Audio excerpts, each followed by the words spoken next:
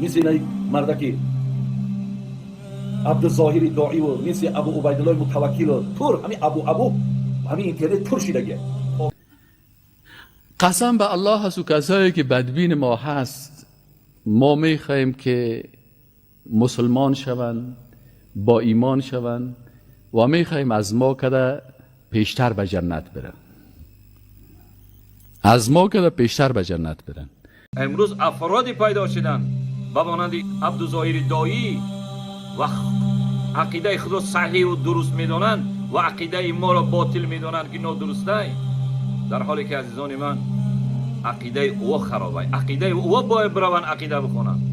کافر هم خچونن، مرتد هم خچونن، منافق هم خچونن، زر خرید هم خچونن. اینا نه ننگ دارن نه ناموس دارن. کافر و مرتد و مشرک شمایین.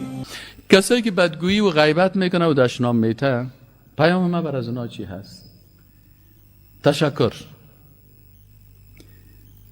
اگر به آخرت ایمان دارین و نماز خوبش خوانده بودی، در روز آخرت از نمازایت بر من میرسن.